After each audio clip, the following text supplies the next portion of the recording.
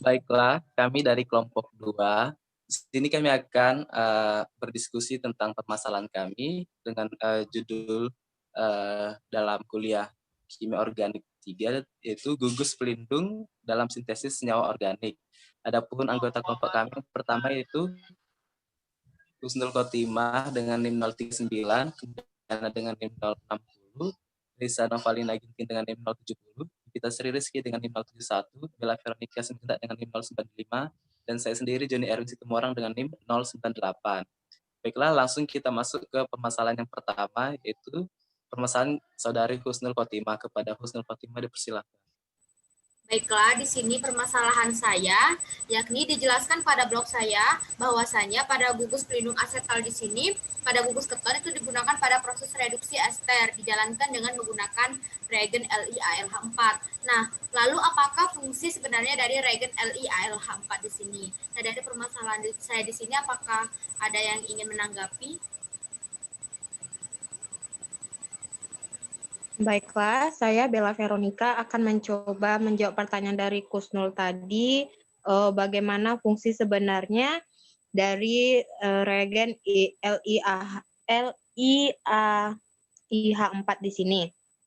Nah, reagen ini pada reduksi ester tersebut berfungsi sebagai agen pereduksi yang mana reagen ini disesuaikan dengan sintesis yang mau kita jalankan, seperti mereduksi keton untuk menghasilkan alkohol primer, maka digunakan reagen LiAIH4.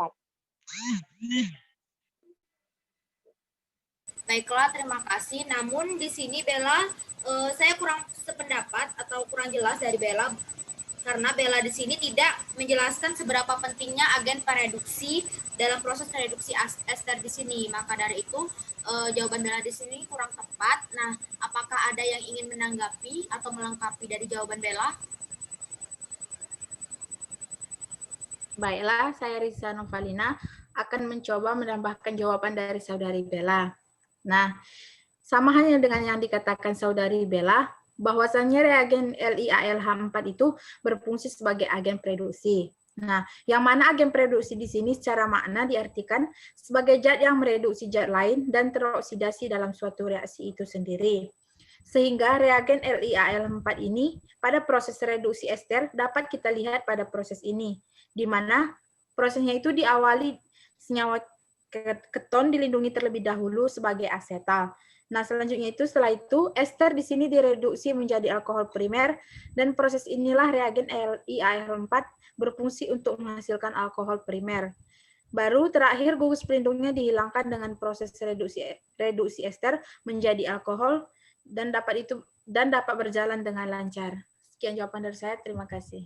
Baiklah, terima kasih atas pendapat dari saudari Risa dan Bella, sehingga dapat saya simpulkan bahwasanya reagen LiAlH4 di sini berfungsi sebagai agen pereduksi, di mana agen pereduksi di sini kan secara makna itu diartikan sebagai zat yang akan mereduksi zat lain dan teroksidasi dalam suatu reaksi itu sendiri.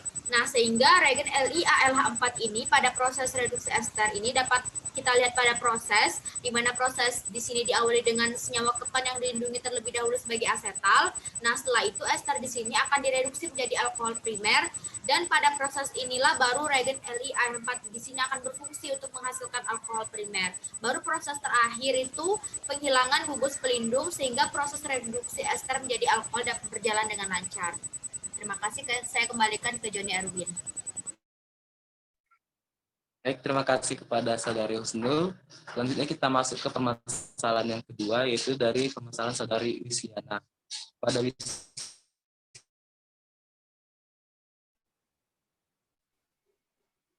Baiklah, langsung saja ke permasalahan yang kedua, yaitu permasalahan saya, yaitu trikloroetoksikarbonil atau TROC group adalah gugus pelindung karbamat yang umum digunakan untuk amina. Nah, ini juga digunakan untuk melindungi alkohol dan fenol.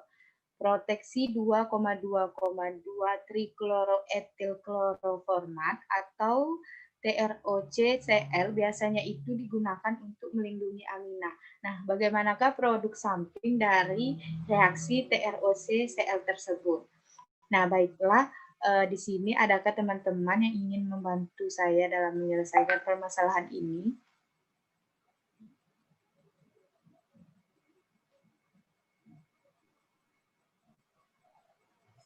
Saya akan menjawab pertanyaan Wisliana, yaitu 2,2,2 trichloroethylene chloroformat atau TROC-CL ini biasanya digunakan untuk melindungi amina. Nah, produk samping dari reaksi ini adalah 1,1 dichloroethylene dan karbon dioksida. Mungkin itu yang saya dapat sampaikan kepada Wisliana. Baiklah, terima kasih kepada Saudari Joni. Namun di sini Joni kurang lengkap dalam membahas produk sampingnya. Nah, di sini adakah teman-teman yang ingin menambahkan jawaban? Baik, di sini saya akan menambahkan jawaban dari Saudara Joni atau melengkapinya.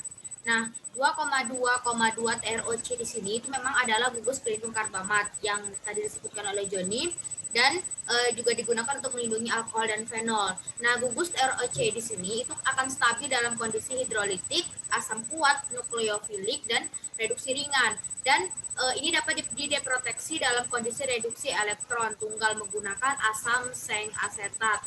Nah, untuk proteksi 2,2 TROCCl ini biasanya digunakan untuk melindungi amina dan produk samping yang dihasilkan dari reaksi ini adalah 1,1 dichloroethylene dan karbon dioksida. Dan pada proses deproteksi menggunakan debu seng, TROC di sini dapat diproteksi secara selektif di hadapan kelompok pelindung lainnya dan produk samping yang dihasilkan di sini adalah 1,1 dichloroethylene dan karbon dioksida. Nah, segitu dari saya.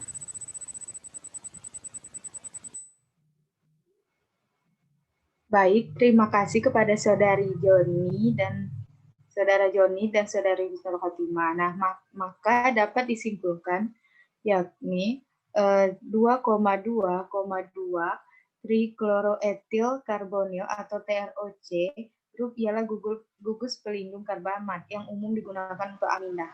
Dan ini juga digunakan untuk melindungi alkohol dan produk sampingnya ialah 1,1 dichloroethylene dan karbon dioksida. Gugus TROC ini stabil dalam kondisi hidrolitik, asam kuat, nukleofilik, dan reduksi ringan. Ini juga bisa diproteksi dalam kondisi reduksi elektron tunggal menggunakan asam seng asetat.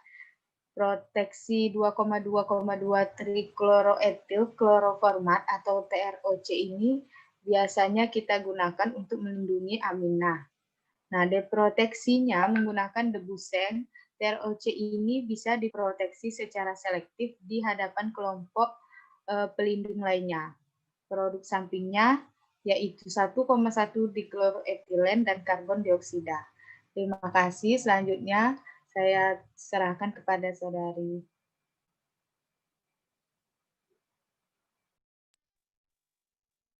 Baiklah, terima kasih kepada saya telah menyampaikan permasalahannya. Kita lanjut ke permasalahan ketiga, yaitu dari permasalahan Risa Novalina Ginting. Kepada Risa, dipersilakan.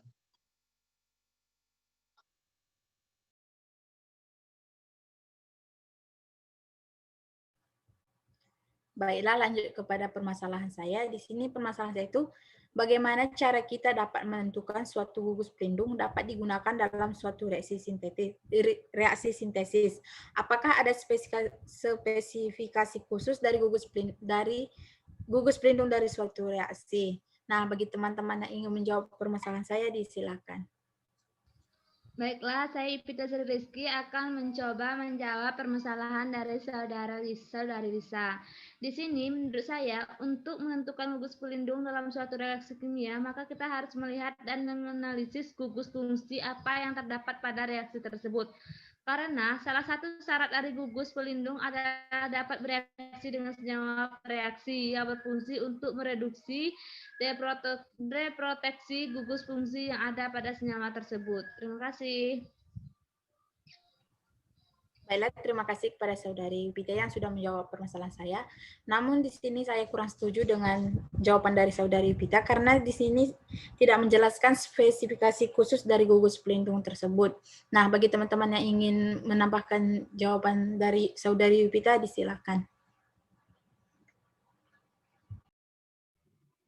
Baik, saya Wisliana. Di sini saya akan mencoba menambahkan jawaban dari Yupita.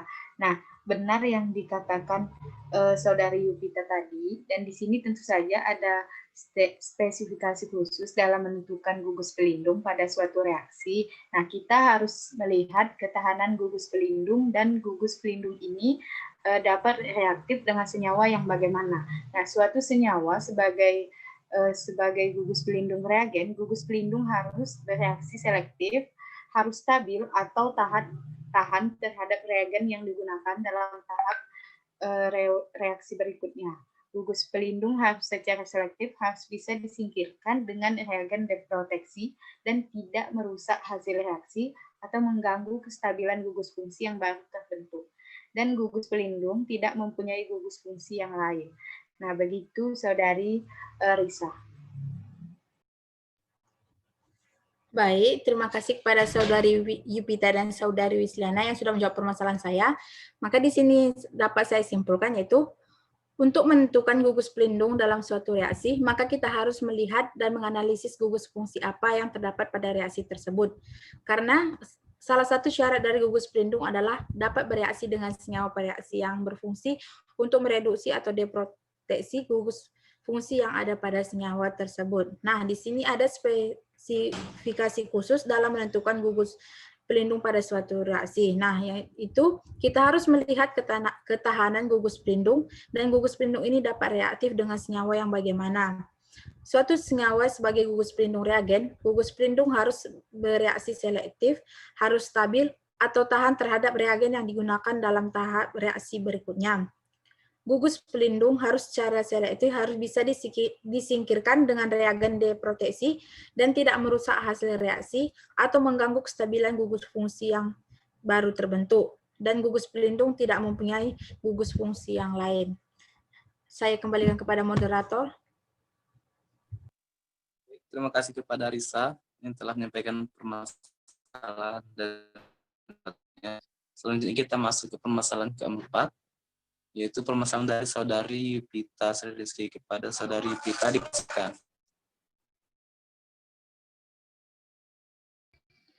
Baiklah, di sini saya akan bertanya. Permasalahan saya adalah bagaimanakah caranya agar kita bisa mengetahui dari suatu gugus fungsi tersebut merupakan gugus pelindung? Terima kasih. Adakah teman-teman yang ingin menjawab permasalahan saya? Baiklah, saya Risa Novalina akan mencoba menjawab permasalahan dari Saudari Yupita. Nah, di sini dalam banyak preparasi senyawa organik, beberapa bagian spesifik pada molekul tidak dapat bertahan pada kondisi reaksi atau reaksi yang digunakan, sehingga bagian tersebut atau gugus harus dilindungi. Contohnya itu ada litium aluminium hidrida, sangat reaktif namun merupakan reaksi yang sangat berguna untuk mereduksi ester menjadi alkohol. Reaksi tersebut akan mudah sekali bereaksi dengan gugus karbonil tanpa dapat menseleksi mana gugus karbonil yang seharusnya direduksi. Sekian jawaban dari saya. Bagaimana Saudari Yupita? Terima kasih Saudari Risa Novalina Ginting. Di sini saya merasa jawaban Anda ini kurang lengkap atau tidak menjelaskan keseluruhan dari pertanyaan saya. Jadi, adakah teman-teman yang ingin melengkapi jawaban dari Saudara Risa ini? Baiklah, saya Joni akan menjawab, membantu Saudari Risa. Di sini dalam banyak preparasi senyawa organik, beberapa bagian spesifik pada molekul itu tidak dapat bertahan pada kondisi reaksi atau reaksi yang digunakan, sehingga bagian tersebut atau gugus harus dilindungi. Nah, contohnya itu litium aluminium hidrida sangat reaktif namun merupakan reaksi yang sangat berguna untuk mereduksi ester menjadi alkohol. Nah, reaksi tersebut akan mudah sekali bereaksi dengan gugus karbonil, di mana tanpa dapat menseleksi mana gugus karbonil yang seharusnya direduksi. Ketika reduksi ester dibutuhkan, namun terdapat gugus karbonil lainnya dalam molekul target, sini penyerangan hidrida pada gugus karbonil tersebut harus dicegah. Misalnya, karbonil tersebut diubah ke dalam gugus asetal yang tidak bereaksi dengan hidrida. Nah, asetal tersebut kemudian disebut sebagai gugus pelindung bagi karbonil. Setelah tahapan yang memerlukan hidrida selesai dilakukan, asetal tersebut dihilangkan atau direaksikan dengan asam berair, kemudian mengembalikannya ke gugus karbonil semula. Nah, tahapan inilah yang disebut dengan deproteksi. Terima kasih. Baiklah, dari jawaban Saudara Joni tadi dapat saya simpulkan dalam banyak presentasi senyawa organik, beberapa bagian spesifik pada molekul tidak dapat bertahan pada kondisi reaksi atau reaksi yang digunakan, sehingga bagian tersebut atau gugus harus dilindungi. Contohnya, litium alumidihidrida sangat reaktif, namun merupakan reaksi yang sangat berguna untuk produksi ester menjadi alkohol. Reaksi tersebut akan mudah sekali bereaksi dengan gugus karbonil tanpa dapat menseleksi mana gugus karbonil yang seharusnya direduksi. Ketika reduksi ester dibuat namun terdapat gugus karbonil lainnya dalam molekul target, penyerangan hidrida pada gugus karbonil tersebut harus dicegah. Misalnya, karbonil tersebut diubah ke dalam gugus asetal yang tidak bereaksi dengan hidrida. Asetal tersebut kemudian disebut sebagai gugus pelindung bagi karbonil. Setelah tahapan yang memerlukan hidrida selesai, dilakukanlah asetal tersebut dihilangkan. Direaksikan dengan asam berair, mengembalikannya ke gugus karbonil semula. Tahapan ini disebut dengan deproteksi. Terima kasih. Terima kasih kepada Saudari Bella. Selanjutnya kita masuk ke permasalahan kelima, yaitu permasalahan dari Saudari Bella. Kepada Bella dipersilakan. Baiklah, pada permasalahan saya kali ini disebutkan bahwa gugus pelindung itu digunakan untuk proteksi suatu gugus tertentu agar tidak ikut bereaksi. Nah, apakah gugus pelindung tersebut akan kembali ke bentuk semula atau seperti apa? Adakah teman-teman yang ingin menjawabnya? Saya silakan. Baiklah, di sini saya akan mencoba menjawab permasalahan dari Saudari Bella. Nah, menurut saya gugus pelindung di sini itu dapat terbentuk kembali karena gugus pelindung ini hanya sementara melindungi gugus pelindung ini hanya sementara melindungi gugus tertentu supaya tidak ikut bereaksi dengan reaksi atau pelarut selama proses sintesis kimia berlangsung. Mungkin hanya itu dari saya. Baik, terima kasih kepada Saudari Kusnul. Tapi menurut saya jawaban Saudari Kusnul kurang menjawab atau hanya sedikit menjawab permasalahan saya. Apakah ada teman-teman yang lain yang ingin menambahkan jawaban dari Kusnul?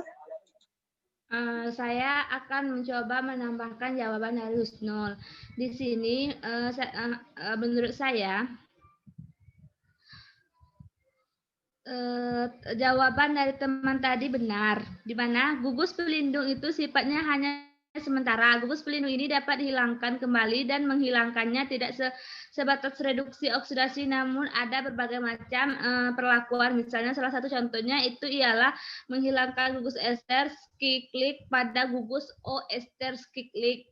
Maka dapat digunakan H2O yang mana O dari akan bereaksi dengan H dari air dan OH akan mengikat ester skiklik kembali. Apabila diharapkan gugus alkohol dari karbonil, maka dapat dilakukan dengan reaksi reduksi. Terima kasih. Baiklah, terima kasih kepada Kusnul dan Yupita. Berarti dapat saya simpulkan bahwa gugus pelindung itu dapat terbentuk kembali karena gugus pelindung ini hanya sementara untuk melindungi gugus tertentu. Dan contohnya itu seperti menghilangkan gugus ester siklik pada gugus O ester siklik, maka dapat menggunakan H2O yang mana O akan bereaksi dengan H dari air dan OH akan mengikat ester siklik kembali. Saya serahkan kepada moderator.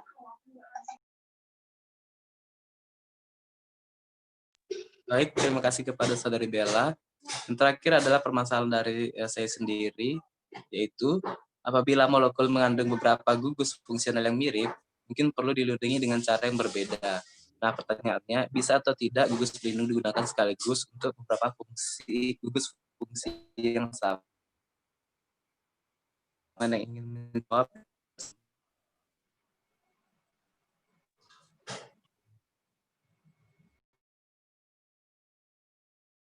mencoba menjawab permasalahan dari Saudari Joni.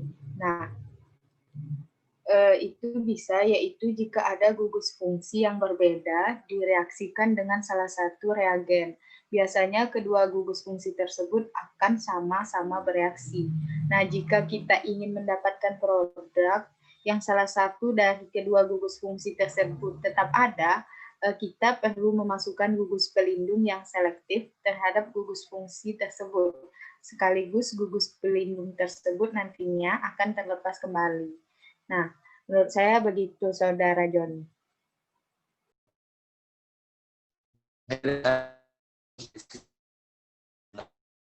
Jawaban Saudari di sana masih kurang lengkap, masih kurang menjelaskan bagaimana. Mungkin ada teman-teman yang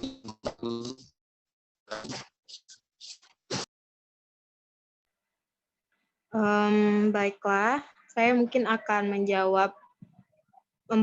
menambahkan jawaban dari Wisliana. Tadi kan pertanyaannya bisa atau tidak gugus pelindung digunakan sekaligus untuk beberapa gugus fungsi yang sama. Nah, itu saya akan coba memberikan contoh. Salah satu contohnya itu adalah real. Seseorang yang mereduksi atau menghidrogenasi senyawa memiliki gugus alkena dan keton menjadi produk alkana yang masih mengandung gugus keton. Nah, hal ini dapat dilakukan dengan memproteksi gugus keton tadi menjadi asetal, lalu menghidrogenasinya. Setelah itu, baru gugus pelindungnya dilepas dari senyawa untuk menghindarkan penggunaan gugus pelindung yang dapat digunakan reagen pereduksi yang bersifat selektif terhadap gugus alkena. Baik, terima kasih kepada Saudari Bella. Dapat disimpulkan bahwa bisa atau tidaknya itu gugus pelindung digunakan sekaligus untuk beberapa fungsi yang sama, itu bisa, yaitu jika ada dua gugus fungsi yang berbeda direaksikan dengan salah satu reagen, biasanya kedua gugus fungsi tersebut akan sama-sama bereaksi. Nah, contohnya itu adalah jika ingin mereduksi atau menghidrogenasi senyawa yang memiliki gugus alkena dan keton menjadi produk alkana yang masih mengandung gugus keton. Di sini dapat dilakukan dengan memproteksi gugus keton menjadi asetal lalu menghidrogenasinya. Kemudian setelah itu baru gugus pelindungnya dilepas dari senyawa. Nah, untuk menghindarkan penggunaan gugus pelindung dapat digunakan reagen pereduksi yang bersifat selektif terhadap gugus alkena. Baik, dengan berakhirnya permasalahan saya, berakhir juga hasil diskusi kami. Kami ucapkan terima kasih. Mohon maaf jika ada salah kata yang disampaikan. Kami ucapkan terima kasih dan kami pamit undur diri. Terima kasih.